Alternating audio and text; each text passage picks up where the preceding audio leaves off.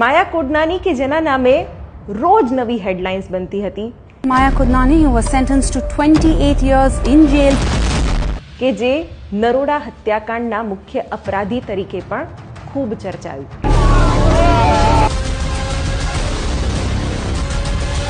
Sabarmati express જે અયોધ્યાથી આવતી હતી, કાર સેવકો અયોધ્યામાં કાર સેવા કરી અને પરત ગુજરાત પરત ફરતા હતા અને એ વખતે ગોધરા રેલવે સ્ટેશન પર આખો ડબ્બો સળગાવવામાં આવ્યો હતો. 100 મુસ્લિમોને બાળ્યા હતા, 11 મુસ્લિમોને ઘરમાં સળગાવવામાં આવ્યા હતા.